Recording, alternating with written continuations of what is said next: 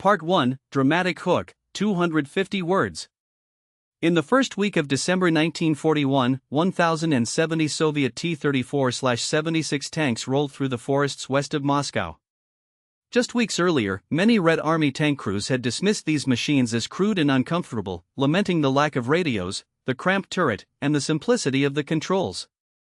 Private Ivan Sergeyev of the 32nd Tank Brigade recorded in his diary, "We joked about our T-34s being built with a hammer and sickle, nothing more." Yet as the German Army Group Center pressed within 32 kilometers of the Soviet capital, these same crews would depend on those very design choices for their survival. German panzer divisions fielded over 1,200 tanks, including the Panzer III Ausf. J and Panzer IV Ausf. F1, each armed with 50 mm and short 75 mm guns, respectively. In the early stages of Operation Typhoon, these units advanced up to 40 km per day, cutting through Soviet defenses and capturing over 600,000 prisoners by November.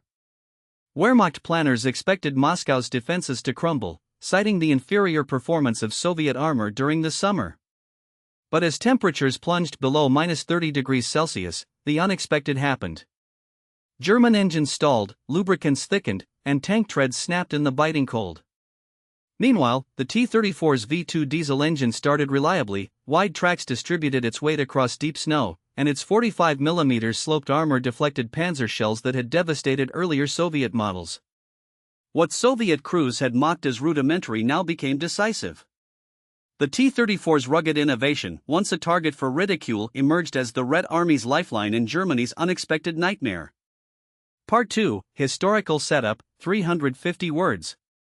At 0600 hours, December 5, 1941, temperatures in the forests near Klin, 85 kilometers northwest of Moscow, dropped to -33 degrees Celsius. Colonel Mikhail Katakov, commander of the 4th Tank Brigade, and General Dmitry Lelyashenko, leader of the 30th Army, surveyed their battered formations. The 4th Tank Brigade, equipped with 48 T-34/76 tanks, and the 20th Army's 35th Tank Division, fielding 67 more T-34s, prepared for counteroffensive operations along a 22-kilometer front between the Moscow-Volga Canal and Rogachevo. The battlefield was a frozen expanse of birch forests and snowdrifts over 1 meter deep. German 2nd Panzer Division and the 10th Panzer Grenadier Regiment, supported by Panzer III and Panzer IV tanks, occupied fortified villages and crossroads. German Panther tanks would not enter service until 1943. In 1941, Panzer IVs with 30 mm frontal armor and 75 mm short barrel guns formed the spearhead. The T-34's technical advantages became clear as the winter deepened. Its 500 horsepower V2 diesel engine ran on low-grade fuel and proved resistant to freezing, unlike the gasoline engines of German tanks, which frequently failed to start below -20 degrees Celsius. The T-34's 550 mm wide tracks distributed its 26.5-ton weight, enabling it to cross deep snow and mud where German tanks became immobilized. Its 45 mm sloped armor, set at a 60-degree angle, effectively doubled its resistance to penetration, causing 50 mm armor-piercing rounds from the Panzer III to ricochet at standard combat ranges of 500 meters. Despite these technical strengths, many Soviet crews had entered combat with skepticism. Only 12% of Red Army tankers in 1941 had more than 6 months training. Communications equipment was scarce, only 20% of T-34s in frontline units carried radios, forcing reliance on signal flags and pre-arranged maneuvers. The lack of comfort, no heating, poor visibility from vision slits, and basic target sights prompted complaints. Yet as ice and mud disabled hundreds of German vehicles, the T-34's reliability transformed crew perceptions. The tank's basic design, initially derided, became the foundation of Soviet resilience outside Moscow. Part 3, Rising Tension, 300 words. At 0715 hours on December 6, 1941, orders reached Colonel Mikhail Katakov. The counterattack would begin at 0800. Soviet tank crews, faces frostbitten and uniforms stiff with ice, climbed into their T-34s. By 0802, the first wave of 17 tanks from the 4th Tank Brigade advanced across snow-laden fields toward the village of Petalino. German sentries of the 10th Panzer Grenadier Regiment, manning positions at 0805, spotted the Soviet armor moving through the morning haze. At 0810, Hauptmann Karl Becker of the 2nd Panzer Division radioed for immediate artillery support, reporting that unidentified Russian tanks are moving through terrain impassable for our vehicles. German Panzer III tanks attempted to reposition, but by 0817, 3 had become immobilized as their narrow tracks sank into the snow and their engines sputtered in the extreme cold. At the same time, T-34 crews maneuvered around stranded enemy armor, firing 76.2 mm shells at ranges as close as 300 meters. Soviet ground commanders observed that German anti-tank rounds bounced off the T-34's sloped armor, while German officers reported frustration as their shells failed to penetrate. Allied command in Moscow, monitoring radio intercepts at 0830, noted a sharp increase in German requests for recovery vehicles and replacement parts. Meanwhile, at 0845, General Heinz Guderian at Army Group Center headquarters received reports that entire battalions faced mechanical breakdowns, with over 40% of their tanks disabled by the cold. The German advance stalled. Soviet tankers, once derisive of their own machines, now recognized the T-34's value. The battle outside Moscow entered a new phase, one where survival and victory depended on rugged engineering and adaptability. In the hours following the initial Soviet counterattack near Petalino, the front lines west of Moscow shifted in ways few had anticipated. By midday on December 6, battered German infantry units, reeling from the morning's assault, withdrew to hastily prepared secondary positions. Soviet reconnaissance teams, led by junior officers like Lieutenant Sergei Grishin, advanced cautiously through the white drifts, skirting burnt-out panzer hulls and shattered field guns. At 1430 hours, reports filtered into the headquarters of General Konstantin Rokossovsky, whose 16th Army was tasked with exploiting any breach in the German lines.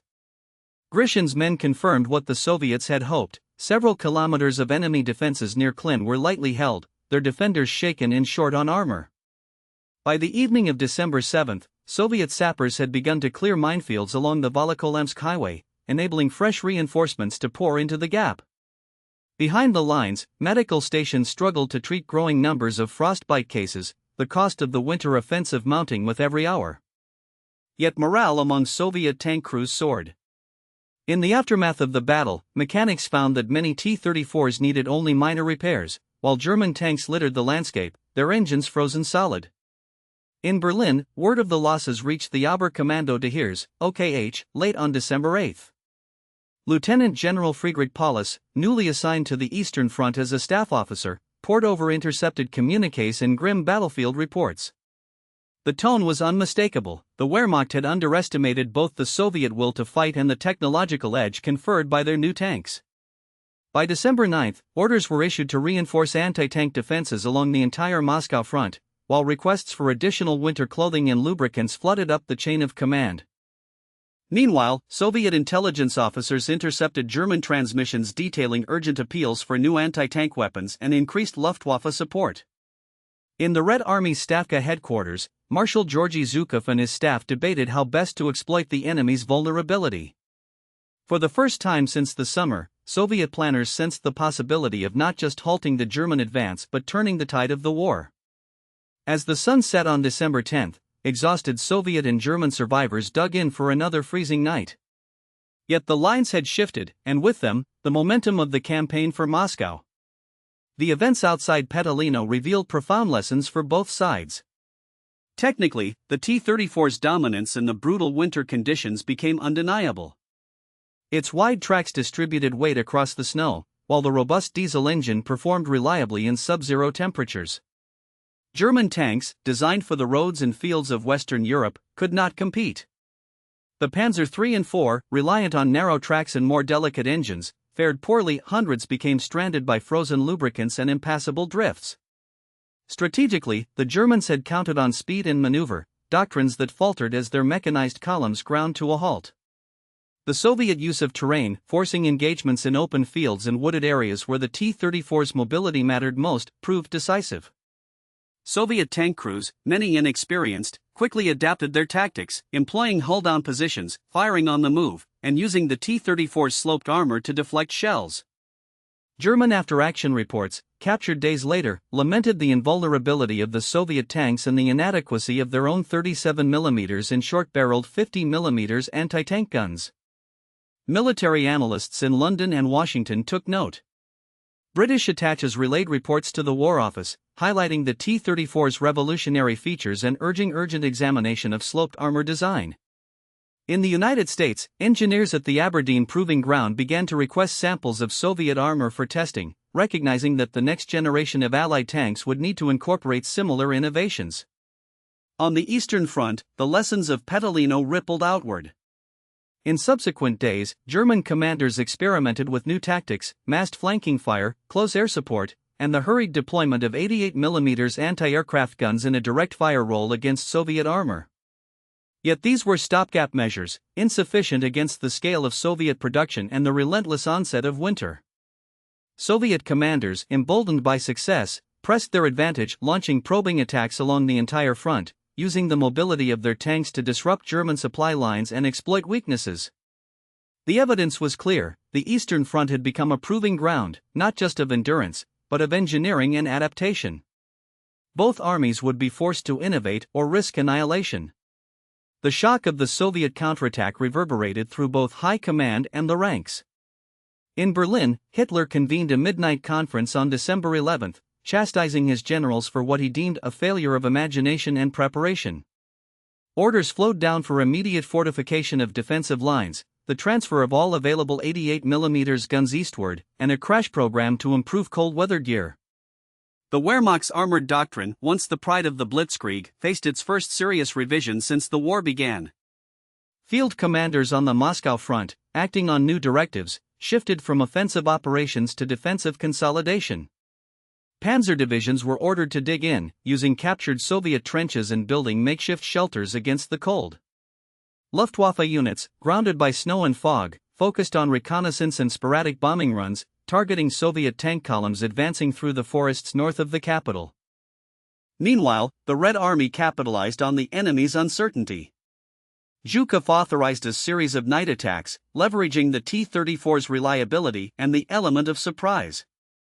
Soviet infantry, supported by Katyusha rocket batteries, pressed forward in coordinated assaults, forcing the Germans to commit reserves prematurely. The effect was cumulative. German supply lines, stretched thin by the rapid advance in autumn, began to unravel. Reports of fuel shortages, ammunition delays, and mounting frostbite casualties became daily realities at Army Group Center. In the factories of Sverdlovsk and Kharkov, Soviet engineers analyzed feedback from the front, making incremental improvements to the T-34. Welders learned to streamline production, eliminating unnecessary fixtures and strengthening armor seams. Within weeks, new batches of tanks rolled off the assembly lines, each iteration more robust than the last. A new phase of the campaign was underway. The Red Army, once on the brink of collapse, seized the initiative. The Wehrmacht, for the first time, was forced to fight on the defensive against both the Russian winter and a resurgent, better-equipped foe. The struggle for Moscow had entered its most critical chapter, and the outcome would shape the fate of the entire Eastern Front. Part 1: Lesser-known details. Beneath the headlines and communiques, the war on the Eastern Front was shaped by countless moments of improvisation, hardship, and contradiction. In letters home, Oberschreiter Karl Hempel of the 137th Infantry Division wrote plainly, "There is no warmth left in my hands. Our gloves froze to the barrel last night. The bread is a block of ice. We sleep 3 to a foxhole, just for the hope of feeling our feet by morning." His division had been tasked with holding a wind-blasted stretch of the Kalinin front, far from the main thrust towards Moscow, yet the privation was universal. It was not merely the cold that pressed in, but the daily struggle to keep men fed, supplied, and moving.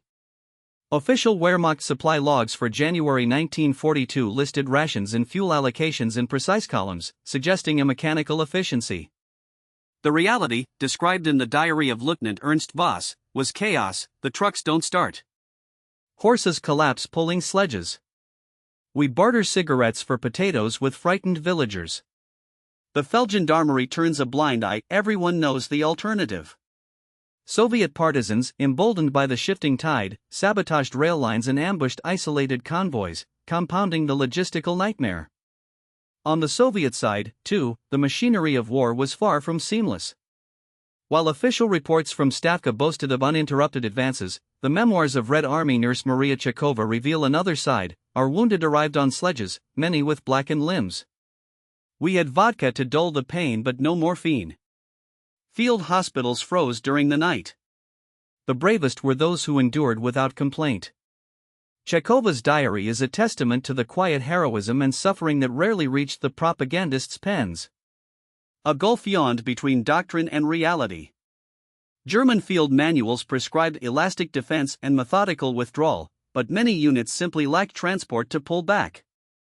Soviet orders emphasized relentless attack, yet regiments sometimes halted for days, immobilized by snowdrifts or exhaustion. The war became a negotiation with the land itself, vehicles bogged in marshes, supply depots buried by snow, rifles rendered useless by ice in their mechanisms. Environmental factors were as lethal as any enemy. Frostbite claimed more German casualties in the winter of 1941-42 than Soviet bullets. At the same time, spring thaws, the infamous Rasputitsa, would soon transform roads into impassable rivers of mud, threatening to strangle the tenuous Soviet advance even as the Germans reeled. The two armies, locked in their death struggle, would find themselves equally at the mercy of Russia's unforgiving seasons. Part 2: Historian Perspectives. For decades, the events of this winter campaign were filtered through layers of myth and censorship. Early Soviet accounts, published in the late 1940s, presented the counteroffensive as a flawless triumph of will and socialist planning, a narrative echoed in Western histories that relied on official communiques. German memoirs, meanwhile, often attributed the reversal solely to weather, portraying the Wehrmacht as undefeated but for the general winter.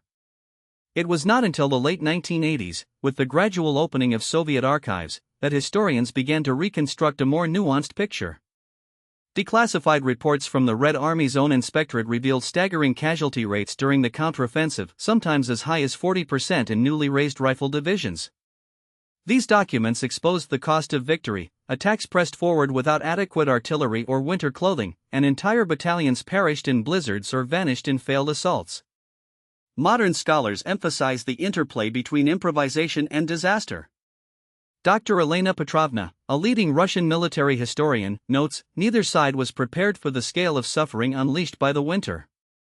Commanders improvised because they had no choice. Textbook tactics dissolved in the face of hunger, cold, and despair. Her research, based on recently digitized divisional war diaries, reveals that success often hinged on the initiative of junior officers and the adaptability of ordinary soldiers. There is still debate among historians about the role of logistics versus leadership. Some, like British historian David Stahel, argue that German logistical collapse was the decisive factor. The best plans mean nothing when you cannot move fuel or food. The Red Army's attacks succeeded not only by force but by exploiting this systemic weakness. Others counter that the Soviets' willingness to absorb staggering losses and adapt quickly proved equally crucial. These academic debates have deepened our understanding of the campaign's complexity.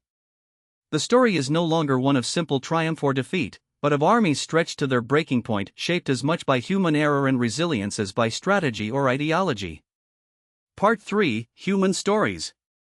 Among the millions swept up in the maelstrom outside Moscow, the stories of individuals speak to both the terror and endurance of that winter. Ivan Sidorov was a tractor mechanic from Smolensk before the war. Drafted in the summer of 1941, he found himself driving a T-34 tank, one of the hastily trained replacements thrown into the counteroffensive. "I had never fired the big gun before my first battle," he later recalled. "But the tank would start even at 30 below. I was proud of that." During a night attack near Volokholamsk, Ivan's crew became separated from their unit. For 2 days, they survived on frozen bread and snow, eventually limping back to Soviet lines. Ivan would fight through to Berlin, but the frostbite he suffered that winter left him with numb fingers for life. After the war, he returned to Smolensk, working quietly in a tractor factory, rarely speaking of the horrors he had witnessed. On the opposite side, Anna Dietrich was a young German nurse assigned to a field hospital near Vyazma. Her diary, discovered decades later, offers a rare glimpse into the emotional toll of the campaign. "We treat Russians, too, when we find them alive. I see the fear in their eyes. I dream of my mother's kitchen, of warm bread. I wonder if I will ever go home again." Anna survived the war, emigrating to Canada in 1948. She became a nurse in Toronto, devoting her life to the care of refugees and never forgetting, as she wrote, that winter when compassion was all I had to fight the cold. There were also those for whom the war never truly ended. Sergei Belov, a Red Army infantryman, was captured during a failed assault in February 1942 and spent 3 years in a German POW camp. Liberated in 1945, he found himself mistrusted by Soviet authorities, branded with the stigma of captivity. He struggled for years to find work, his health broken by starvation and exposure. Only in the 1980s, as official attitudes softened, did Sergei receive recognition as a veteran. His story, like so many others, is a reminder that the battle for survival continued long after the guns fell silent. Through these individual memories of courage, suffering, and adaptation, the true cost and complexity of the winter campaign emerges, challenging us to look beyond the maps and orders of battle to the lived experience of those who endured it. Part 1: Strategic Consequences. In the immediate aftermath of the winter campaign, shockwaves rippled across both the eastern and western fronts. Within days, German commanders scrambled to stabilize their battered divisions, hastily reinforcing weakened sectors and rotating exhausted troops wherever possible.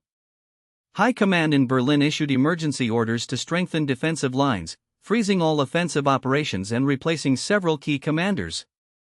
For the Red Army, the sudden momentum shift inspired a surge of confidence. Commanders took bolder actions, probing for further vulnerabilities along the German front. Weeks later, these tactical shifts coalesced into broader operational adjustments. German logistics officers prioritized the construction of defensive works, the embryonic beginnings of what would become the formidable Panther Line.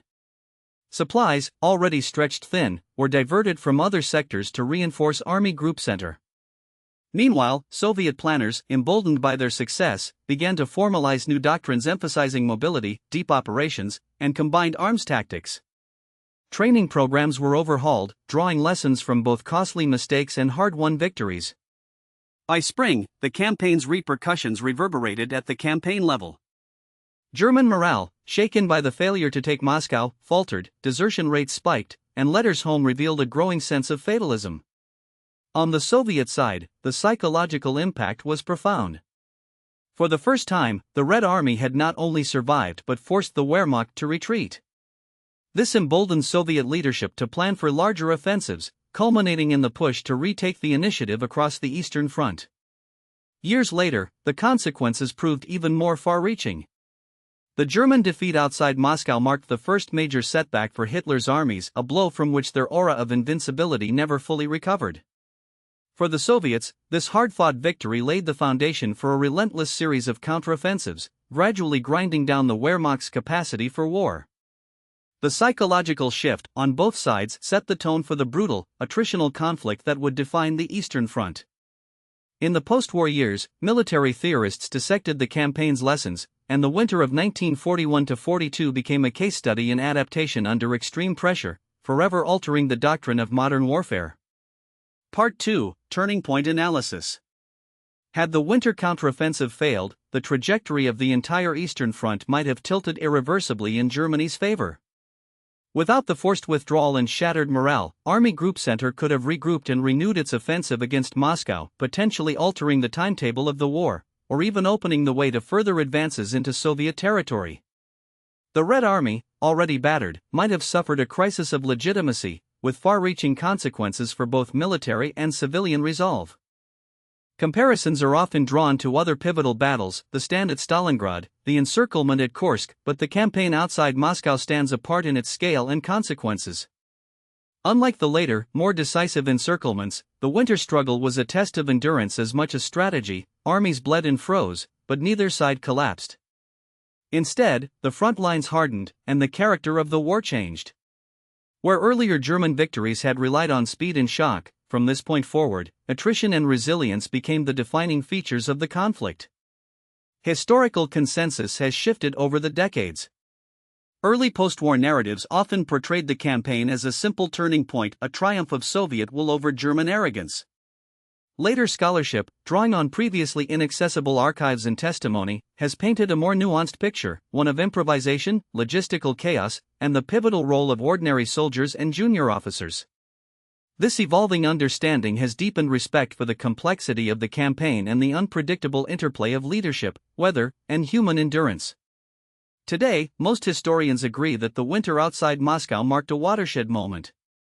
It was not a final victory, but it shattered the myth of German invincibility and demonstrated that adaptation, not ideology or brute force, would decide the war's outcome. The lessons learned in those frozen fields continue to inform military thinking, reminding us that even the mightiest armies are vulnerable to the elements, to uncertainty, and to the will of those who refuse to yield. Part 3: Legacy and Memorial. In the decades following the war, the legacy of the Winter Campaign resonated deeply with those who survived and the nations they served.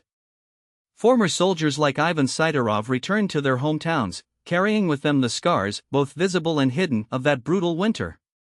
Their experiences, once spoken of only in hushed tones, gradually entered the public record as memoirs, interviews, and oral histories. In Russia, the story of the defense and counteroffensive near Moscow became a cornerstone of national memory.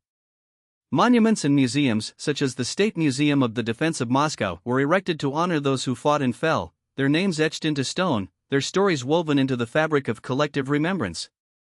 For German veterans, the campaign became a symbol of lost opportunity and hardship endured. In reunified Germany, historians and descendants have worked to reconcile these memories, acknowledging both the suffering of ordinary soldiers and the consequences of aggression. The diaries of individuals like Anna Dietrich now serve as poignant reminders of the shared humanity found in even the darkest of times. Modern military academies across the world study the Winter Campaign for its lessons in leadership, logistics, and the limits of planning. The adaptability shown by both sides under extreme conditions remains a template for crisis management and operational resilience. Annual commemorations, both official and grassroots, bring together veterans, families, and historians, ensuring that the sacrifices and lessons of that winter are not consigned to history's shadows. Even as survivors pass on, new generations discover the campaign's legacy through education and remembrance. The frozen forests and villages outside Moscow stand as silent witnesses, their landscape forever marked by the events of 1941-42. To this day, fragments of equipment and personal effects emerge from the thawing earth, tangible links to a struggle that shaped the fate of millions. The Winter Campaign outside Moscow was the first time in World War II that Hitler's armies were forced into strategic retreat, an irreversible shift that began the long unraveling of the Third Reich.